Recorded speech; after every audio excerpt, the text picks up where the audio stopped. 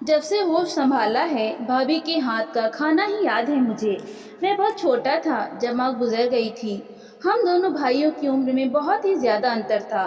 बड़े भैया उस समय यही कुछ 19-20 साल के रहे होंगे। पिताजी दूसरी शादी नहीं करना चाहते थे, इसलिए उन्होंने भैया की शादी करवा दी। उस जमाने में माता पिता जो कहे वो पत्थर की लकीर बन जाती थी। भैया ने पिताजी का विरोध नहीं किया, चुपचाप शादी के मंडप में बैठ गए। घर में सुहाना भाभी का आगमन हम सभी के लिए जैसे डूबते को तिनके का सहारा था। पतली दुबली सांवला रंग, लंबे लंबे बाल, साधारण नैन नक्श वाली भाभी की उम्र भी कुछ खास ज्यादा नहीं थी। कच्ची उम्र में ब्याह होने के कारण भाभी को गृहस्थी का ज्ञान नामात्र का ही था।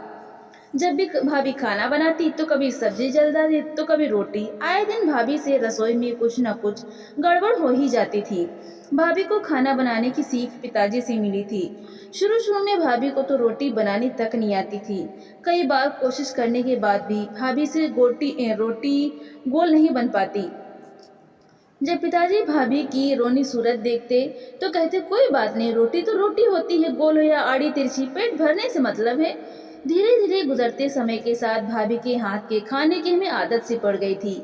इसलिए जब कभी भाभी कुछ समय के लिए मायके चली जाती, हम सभी की तो जान ही निकल जाती। पिताजी ज्यादा देर चूल्हे के आगे नहीं रह सकते थे, उन्हें खांसी आने लगती थी। ऐसे में भाभी की अनुपस्थिति में भैया खाना बनाते और उनके हाथ के खाने की क्या कहने। भगवान ऐसा खाना किसी दुश्मन को भी ना परोसे। भाभी के मायके से लौटने पर ऐसा लगता जैसे घर की अन्नपूर्णा वापस लौट आई हो।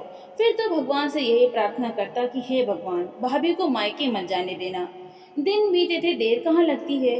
मैं भी कब बचपन से जवानी की दहलीज पर आ खड़ा हुआ पता ही नहीं चला। स्कूल का अंतिम साल था, पर पढ़ाई के अलावा मेरा मन कहीं और लगा रहता। एक तरह से कह सकते हैं कि मैं एक तरफा प्यार में पड़ गया था। सुंदर कोमल काया की स्वामिनी अनूपा मेरे साथ ही पढ़ती थी। सबसे आगे बेंच पर बैठती और मैं सबसे पीछे। अनूपा जिस दिन स्कूल नहीं आती उस दिन मेरा मन स्कूल में एक पल के लिए भी नहीं लगता। एक दिन मौका देखकर अकेले में मैंने उसे अपने दिल की बात कह दी। अनूपा, मैं तुम्हें दिल से चाहता हूँ, तुम्हारे बिना एक पल भी जी नहीं सकता। मेरे दिल का हाल सुनते ही उसके चेहरे का रंग उड़ गया और वो रो पड़ी। अनूपा को यूं रोते देख मैं एकदम से डर गया कि आखिर मैंने ऐसा क्या कह दिया कि वो रो पड़ी। मैंने तो सिनेमा में देखा था कि अक्सर नायक नायिका से प्यार का इजहार करता है तो नायिका शर्मा जाती है, लेकिन मेरे साथ तो बिल्कुल उल्टा हो रहा था। थोड़ी देर रोने के बाद उसने अपने हाथ जोड़ लिए। उस समय मेरी क्या हालत रही होगी इसका अंदाज़ा लगा पाना किसी के लिए भी कठिन है। अनूपा ने कहा, मानव, अगर ये किस्सा मेरे पिताजी के कानों तक पहुंच गया तो उन्होंने मेरी पढ़ाई लिखाई छुड़वाकर घर पर बैठा देना है। मेरा डॉक्टर बनने का सपना पल भर में मटिया मेट हो जाएगा। मैं तुम्हारे पैर पड़ती हूँ, मुझे भूल जाओ। अपने दिल की बात कहकर अनूपा वहाँ से चली गई, पर मैं तो जैसे भोंदू की तरह खड़ा उसे वहाँ से जाते हुए बस देखता रहा। मेरा प्रेमी मस्तिष्क कुछ समझ ही नहीं पा रहा था। घर पहुंचा तो गुमसुम देख भाभी मेरे पास आकर गुनगुनाती हुई बोली, चुप चुप बैठे हो, जरूर कोई बात है। वैसे भाभी से मैं कुछ छिपाता नहीं था, इसलिए उनके सामने दिल खोल कर रख दिया। मेरा हाल जानने के बाद भाभी बोली, देवर जी, जो आपके साथ हो रहा है वो आम बात है। मेरा मतलब है कि इस उम्र में प्यार होना, आकर्षण होना आम बात है। लेकिन अगर लड़की आपसे दूर रहने की भीख मांग रही है तो आपका पीछे हट जाना ही बेहतर होगा। स्त्री की भावनाओं का सम्मान करने में पुरुष का पुरुषत्व है, न कि उसे जबरन प्रेम के लिए मजबूर करने में। भाभी की बातों ने मुझ पर गहरा असर डाला और उस दिन के बाद से ही धीरे धीरे मैंने अनूपा को अपने दिलो दिमाग से निकाल फेंका और अपनी पढ़ाई में रम गया। मेरा स्कूल खत्म हो चुका था और आगे की पढ़ाई के लिए मैं हॉस्टल चला गया। उस दिन अंतिम साल का पेपर खत्म कर मैं घर पहुंचा था। घर में प्रवेश करते ही अजीब सा महसूस हुआ। पूरे घर में लोगों की भीड़ जमा थी। आंगन में भैया का शव देख एकाएक अपने आप पर से मेरा नियंत्रण छूट गया। मैं दहाड़े मारकर रोने लगा। मुझे रोता हुआ देखकर भाभी, जो सुध बुध खोकर चुपचाप पत्थर की तरह एक कोने में बैठी हुई थी, अचानक से रो पड़ी। उनका जोर जोर से रोना और अन्य स्त्रियों द्वारा भाभी के शरीर से सुहाग की निशानी जैसे मंगलसूत्र, चूड़ियां आदि को खींच कर निकालने का दृश्य मेरे कलेजे को अंदर तक चीर रहा था। छोटे कस्बे आदि की खासियत है कि दुख में पड़ोसी से लेकर रिश्तेदार आपको कभी अकेले नहीं छोड़ते। जैसे तैसे भैया का अंतिम संस्कार किया गया। घर में नाते रिश्तेदारों की भीड़ जमा थी, अभी भी जमा पड़ी थी। कुछ दिन बाद नाते रिश्तेदार भी छंटने लगे, पर बुआ ने अभी भी डेरा जमाया हुआ था।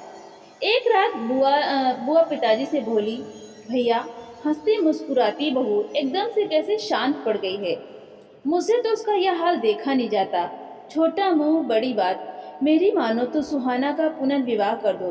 पिताजी बोले, गीता, ये क्या कह रही हो तुम? अभी उसके पति की चिता की राख भी ठंडी नहीं हुई होगी और तू बहू के पुनर्विवाह की बात कर रही है। मुझसे कही सो कही, बहू के सामने ना कहना। पुनर्विवाह का सुन न जाने उसके दिल पर क्या गुजरेगी। बुआ ने कहा, भैया, गुस्से को एक तरफ रखकर सोचो। मेरी राय में सुहाना का ब्याह उसके देवर से कर देने में परिवार की भलाई है। दोनों भाभी देवर की अच्छी बनती है और तो और सुहाना को बच्चा भी नहीं है। और क्यों नहीं है, इसका कारण भी आपसे छिपा हुआ नहीं है। आगे आपकी मर्जी। बुआ जी की बातें सुन पिताजी सोच में पड़ चुके थे। हाँ, सुहाना भाभी की गोद शादी के कई वर्षों बाद भी खाली थी, जिसका कारण भैया थे, क्योंकि कमी भैया में ही थी। लंबे समय से इलाज चल रहा था, पर अभी तक खुशखबरी नहीं मिली थी। एक दिन सुबह सुबह पिताजी के कमरे से भाभी की तेज आवाज़ सुन मैं वहां भाग कर गया तो देखता हूँ कि भाभी की आंखों से झरझर आंसू बह रहे हैं। पिताजी सिर झुकाए कुर्सी पर सामने बैठे हुए थे, जैसे कोई अपराधी। नहीं पिताजी, यह सही नहीं है। ऐसा आप सोच भी कैसे सकते हैं? भाभी की तेज आवाज़ सुन मैं वहीं दरवाजे की ओट में छिपकर खड़ा हो गया, जहाँ से कमरे से कोई मुझे देख नहीं सके और दोनों की बातें मैं आसानी से सुन सकूं। बहू, समझने की कोशिश करो। मैं तो बस तुम्हारा भला चाहता हूँ। तुम्हें इस तरह पीड़ा में देखना मेरे लिए असहनीय हो जाता है। इसलिए इस दर्द से छुटकारा दिलाने के लिए ही तुम्हें मानो के साथ परिणय सूत्र में बांधना चाहता हूँ। नहीं पिताजी, जो मैं सपने में भी नहीं सोच सकती वो असल में मैं कैसे कर सकती हूँ? तभी अचानक से भाभी बेसुध होकर धरातल पर गिर पड़ी। मैं दौड़कर कमरे में घुस गया और भाभी को उठाने की चेष्टा करने लगा। पिताजी भागकर पड़ोस के डॉक्टर को लिवा लाए। भाभी, भैया तो हमें छोड़कर चले गए और आप भी अपना ख्याल नहीं रख रही। ऐसे में अगर आपको कुछ हो गया तो हम सबको कौन संभालेगा? ये सारी बातें बोलते हुए मेरी आंखें भीग गई थी। भाभी कुछ नहीं बोली, बस दूसरी तरफ मुंह फेर लिया, जैसे पिताजी की कही बात के लिए मुझसे नाराज हो।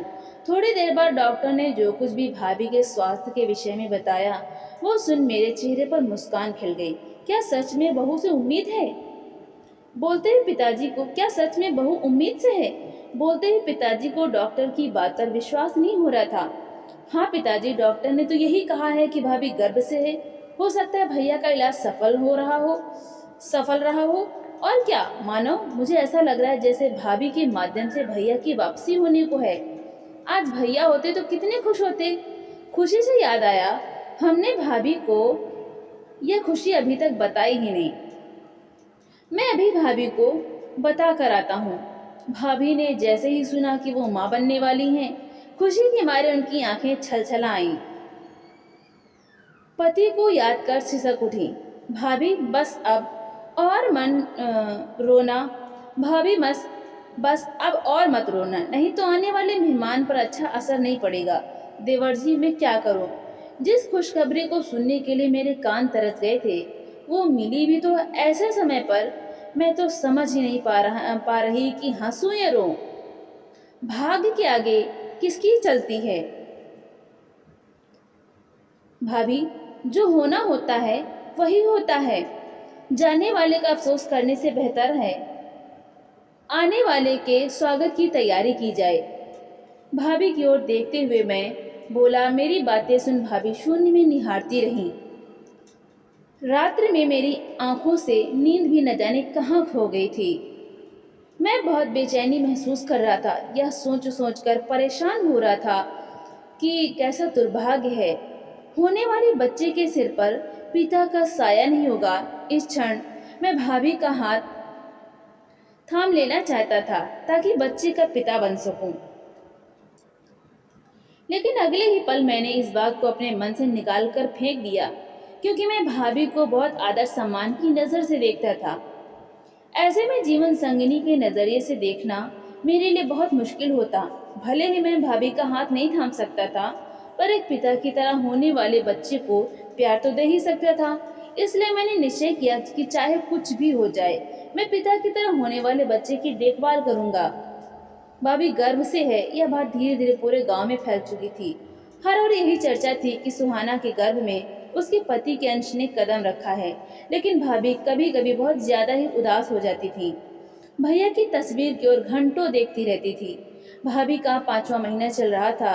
उसी समय एक रोज घर पर एक मेहमान ने कदम रखा था। उसका नाम था अनुराग। वो भैया के खास दोस्तों में से एक थे। उन दिनों शहर में बड़ी सी फर्म चला रहे थे।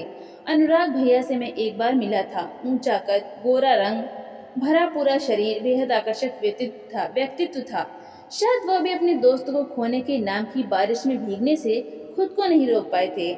थोड़ी देर औपचारिक बातचीत के बाद जब वो वापसी के लिए अपनी जगह से उठने लगे तो कुछ क्षण न जाने किन ख्यालों में खो गए।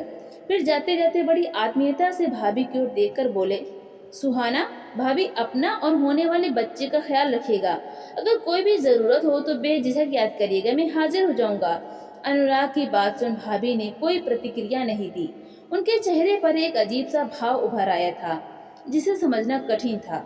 भैया को गुजरे हुए 7 माह बीत चुके थे और भाभी के गर्भ का 8वां माह चल रहा था। ऐसे में भाभी बड़ी अव्यवस्थित सी दिखाई देती। बढ़ते हुए गर्भ के कारण उन्हें उठने बैठने में बड़ी कठिनाई हो रही थी। उस शाम बड़ी जोरों की बारिश हो रही थी। बादल बिजली सभी ने जुगलबंदी कर रखी थी। मौसम अपने भयानक अवतार में नजर आ रहा था। घर से बाहर कदम रखना मतलब प्रकृति से 2-4 हाथ करने जैसा था। रात्रि भर पिताजी खा पी कर अपने अपने कमरे में सोने चले गए थे, पर मौसम का मिजाज देख मैं भाभी के पास ही रुक गया। भाभी को बचपन से ही बादलों की शोर से बेहद डर लगता था। लेकिन भाभी ने कहा, देवर जी, आप अपने कमरे में जाकर सो जाइए और मेरी चिंता मत करिए। मुझे बादलों की शोर की आदत पड़ चुकी है, मुझे अब ये नहीं डराते। भाभी की बात सुन मैं अपने कमरे में चला गया। बिस्तर पर लेटकर मैं भाभी के बारे में ही सोच रहा था। पता नहीं क्यों जब भी मैं भाभी की आंखों को पढ़ने की कोशिश करता, मुझे कुछ अजीब लगता, जैसे कुछ बात तो है जो उन्हें अंदर ही अंदर में खाए जा रही है। न जाने वो कौन सी बात थी जो भाभी को भीतर ही भीतर खाई जा रही थी। इधर मैं अपनी सोच के घोड़े दौड़ा ही रहा था कि भाभी दरवाजे पर खड़ी नजर आई। मैं चौंक कर बिस्तर पर ही बैठ गया। देवर जी, लगता है समय आ गया है, मुझे बहुत तेज दर्द हो रहा है। लगता है इस तेज बारिश में ही अस्पताल जाना पड़ेगा। दरवाजे के सहारे खड़ी भाभी कराहती हुई बोली, मगर भाभी, मौसम तो बहुत ही ज्यादा खराब है। देवर जी, जल्दी कीजिए, मेरा दर्द बढ़ता ही जा रहा है, कहीं मैं दर्द से मर ही न जाऊं। भाभी दर्द से कराहती हुई बोली, भगवान, अब तुमने ठान ही ली है कि बच्चा इस बिजली बरसात में इस दुनिया में आए तो यही सही। बोलते हुए मैंने कमर कस ली कि अब चाहे आंधी आए या तूफान, भाभी का बच्चा अस्पताल के बिस्तर पे ही जन्म लेगा। जीप पर भाभी को बिठाकर पड़ोस की काकी को बुला लाया ताकि वो रास्ते में भाभी को हिम्मत देती रहे। आखिर मेरे लिए यह सब नया था। कैसे क्या बोलना है इसका भी ज्ञान नहीं था। घंटे भर रास्ते की कठिनाइयों से जूझते हुए हम अस्पताल के द्वार पर खड़े थे।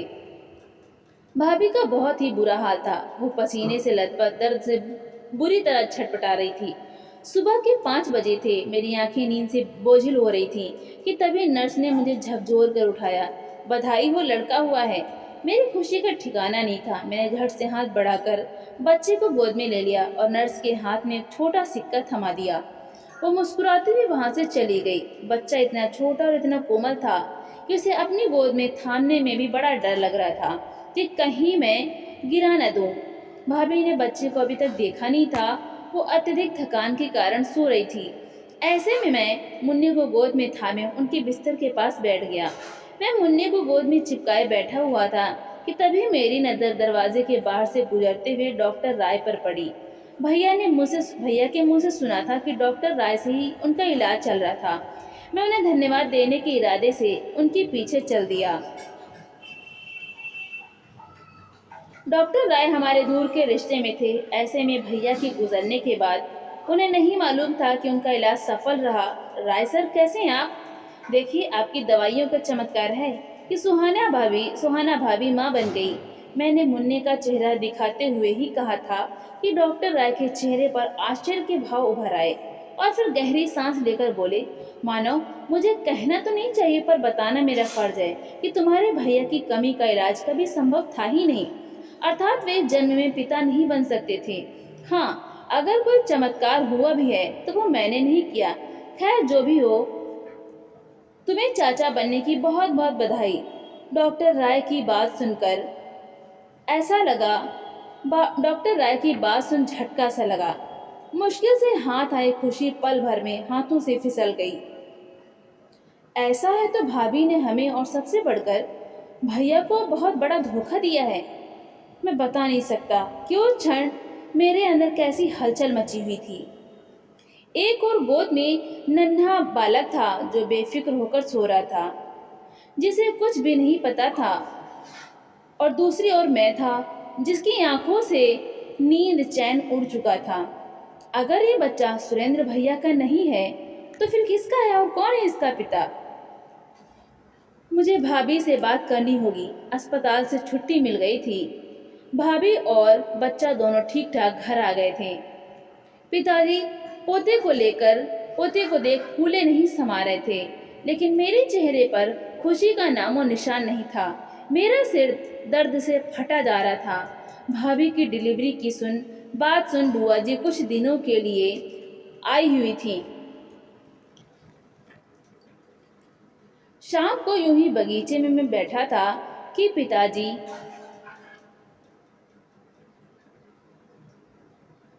पास आकर बोले, बरखुरदार, अब तो पढ़ाई लिखाई खत्म हो गई, तब आगे क्या करने का सोचा है? अभी कुछ खास नहीं सोचा। सोच रहा हूँ कोई कारोबार शुरू करूँ, पर कुछ समझ ही नहीं आ रहा है। वैसे इन दिनों मेरी मति काम नहीं कर रही थी, तो पिताजी को क्या जवाब देता। मेरा ऐसा करो, शहर जाकर मेरे दोस्त मनोहर से मिलो। उसे कारोबार का अच्छा ज्ञान है, वो तुम्हें सही दिशा दिखा सकता है। पिताजी की बात सुन मन ही मन मैंने शहर जाने का मन बना लिया। वैसे भी यहाँ घर पर मेरा दम घुट रहा था। भाभी के बारे में सोच सोच कर मैं परेशान हो चुका था। दूसरी तरफ भैया, जो इस दुनिया में ही नहीं थे, उनके लिए बहुत बुरा भी लगता था। मैंने तत्काल शहर जाने का निर्णय ले लिया, लेकिन शहर जाने से पहले मैं अपने मन में आए प्रश्न का उत्तर चाहता था। मैं भाभी से पूछना चाहता था कि उन्होंने मेरे पिता समान भैया के साथ ऐसा क्यों किया। जिस बच्चे को हम इस घर का चिराग समझ रहे, आखिर वो किसका खून है? मुझे शहर जाने से पहले सब कुछ जानना था। मैं भाभी के कमरे में दाखिल हुआ। भाभी, मुन्ना की रगों में किसका खून दौड़ रहा है? क्या वाकई में मुन्ना भैया का अंश है या आपके पाप की निशानी? मानो बस करो, भाभी चीख पड़ी, जैसे किसी ने दहकते अंगार उनकी हथेली पर रख दिए हों। मेरी आंखों में अपने लिए घृणा पलते देख भाभी तड़प उठी थी। भगवान के लिए आप बस कीजिए, मुझ पर इस तरह संदेह मत कीजिए। मैं आज भी अपने पति को उतना ही प्रेम करती हूँ जितना उसके जीते जी करती थी, मगर आज वो जीवित होते तो आपको इस तरह मुझ पर उंगली उठाने का मौका कभी नहीं मिलता। मेरा बच्चा मेरा अंश है, उसकी रगों में मेरा खून बह रहा है। और रही बात आपके भैया की, तो वे तो उस फल की तरह थे जिसमें बीज ही नहीं था। वो कभी पिता नहीं बन सकते थे। जो कुछ भी हुआ उनकी मर्जी से हुआ, क्योंकि उनके अनुसार चाहे बीज किसी का हो, जब वो मेरे रक्त से सिंचित होगा तो वो हमारा अंश कहलाएगा। हम दोनों उसके माता पिता होंगे। बस। मैं सन्न रह गया और बोला, मैं नहीं मानता कि कोई पति अपनी पत्नी को सिर्फ संतान प्राप्ति के लिए किसी पराये मर्द के साथ छी सोच कर भी मन मैला होने लगता है। भाभी ने कहा, आप माने या ना माने, लेकिन यही सच्चाई है। अगर आपको मुझ पर विश्वास नहीं तो अनुराग, जिससे आप पूर्व में मिल चुके हैं पूछ सकते हैं, क्योंकि एक वो ही है जो मेरी सच्चाई साबित कर सकता है कि क्या हुआ, कैसे हुआ और किन हालातों में मैंने अपने आप को किसी पराये मर्द को समर्पित कर दिया। बोलती हुई भाभी फफक कर रो पड़ी और अपने कमरे में चली गईं। मैं बेजान सा धम्म से जमीन पर बैठ गया। मुझे कुछ समझ नहीं आ रहा था। भाभी की बात पर विश्वास करना तो चाहता था, पर मेरा पुरुष मन यह मानने को कतई तैयार नहीं था। शहर गए हुए मुझे 5 दिन हो चुके थे। इस दौरान मैं भाभी के बताए पते पर पहुंचा, जहां अनुराग भैया रहते थे। अनुराग का घर बहुत आलीशान था। हर तरफ पैसे की चमक दमक नजर आ रही थी। पर्दे से लेकर फूलदान, मेज, कुर्सी सभी बहुत सुंदर था। पता नहीं क्यों मुझे बड़ी घबराहट सी होने लगी थी। उस दिन मैं अनुराग भैया से नहीं मिला। मेरा शहर में रुकने का मन नहीं हुआ। मेरा मन कहने लगा, मुझे अनुराग से नहीं, सुहाना भाभी से सच जानना है। अक्सर लोग अपनों से ज्यादा गैरों पर विश्वास करते हैं, लेकिन मैं यह गलती नहीं करना चाहता था। मैं शाम में घर वापस लौट आया। पिताजी से कहा कि मेरी तबीयत ठीक नहीं थी, इसलिए वापस आ गया। बुआ जी मुन्ने को लेकर टीका लगवाने गई थी। पिताजी बाजार गए हुए थे। मैंने मौका पाकर भाभी से पूछा, भाभी, मैं अनुराग से नहीं मिला, मुझे आपसे सारा सच जानना है। सुहाना भाभी कुछ देर तक शांत रही, फिर बोली, अनुराग पहली नज़र में ही मेरे दिल में उतर गया था, क्योंकि उन दिनों सुरेंद्र जी से मेरी बहुत ही ज्यादा अनबन चल रही थी। पिता ना बन पाने का सारा गुस्सा सुरेंद्र जी मुझ पर निकालने लगे थे। छोटी से छोटी बात पर उलझ पड़ना अब उनकी आदत बन गई थी। वे जितना ज्यादा मुझे दुखी करते, मैं उतना ही ज्यादा उनसे दूर होती जा रही थी। ऐसे में अनुराग मेरे करीब होता जा रहा था। एक रोज कुछ ऐसा हुआ कि मैं दंग रह गई। बोलते हुए सुहाना भाभी अतीत की गलियों में खो जाती हैं। क्या बात है, आजकल बहुत खुश नजर आती हो? कहीं मुझे छोड़कर दूसरी शादी करने का इरादा तो नहीं? सुरेंद्र का कटाक्ष सुन सुहाना चुप ही रही, लेकिन पत्नी की चुप्पी सुरेंद्र को और भी ज्यादा चुभ रही थी। और फिर अचानक ही सुहाना की बाह मरोड़कर दांत पीसते हुए कहता है, मैं भले ही पिता नहीं बन सकता, लेकिन तुम इस गलतफहमी में मत रहना कि मैं तुम्हें आजाद कर दूंगा। छोड़िए, मुझे तकलीफ हो रही है। सुहाना कराहती हुई बोली तो सुरेंद्र ने झटके से हाथ छोड़ दिया। आप पिता नहीं बन सकते, इसमें मेरा क्या कसूर? मैं भी तो माँ नहीं बन पा रही। जितना दर्द आपको है उतना मुझे भी है, फिर मेरे साथ ऐसा व्यवहार क्यों? सुहाना ऊंची आवाज में बोली, अगर एक स्त्री माँ नहीं बन पाती तो सिर्फ संतान प्राप्ति के लिए पुरुष दूसरा विवाह करना अपना हक समझता है। दूसरी शादी तो दूर की बात है, मैं तो पराये खून को अपना नाम भी नहीं दे सकती। कितनी बार कहा कि मेरी दूर की बहन बच्चा गोद देने को तैयार है, लेकिन नहीं, आपको तो यह भी गंवारा नहीं। हाँ, गोद लेना मुझे किसी पराये खून को मेरी मर्जी नहीं। सुरेंद्र पैर पटकते हुए घर से बाहर निकल आया। इधर सुहाना की आंखें नम हो आई थी। मन बहुत ही व्याकुल हो रहा था। वो जानती थी कि अनुराग सुरेंद्र का दोस्त है, लेकिन फिर भी अपने दिल के हाथों मजबूर हो चुकी थी। एक रात अनुराग ने नए साल के अवसर पर अपने घर पार्टी रखी थी। सुरेंद्र और सुहाना भी पार्टी में गए थे। पीते खाते काफी रात हो गई थी। सारे मेहमान जा चुके थे। अनुराग और सुहाना के रिश्ते प्रेम और हमदर्दी के थे। दोनों एक दूसरे को चाहते थे, लेकिन कभी अपनी मर्यादा नहीं लांघी। लेकिन पार्टी की रात वो सब हो गया जो नहीं होना चाहिए था। एक ब्याहिता के लिए पराये मर्द के बिस्तर तक पहुंचना। छी। सुबह जब सुहाना की नींद खुली तो सुरेंद्र को कुछ कहते सुना,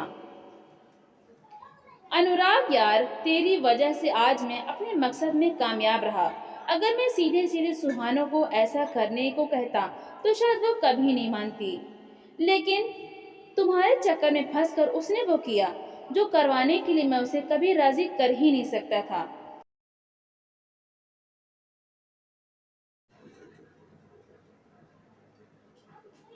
अनुराग बोला, सुनेंद्र, मैंने जो कुछ भी किया सिर्फ तुम्हारे लिए किया। अब देखना, कुछ ही समय में भाभी कुछ खबर जरूर देंगी।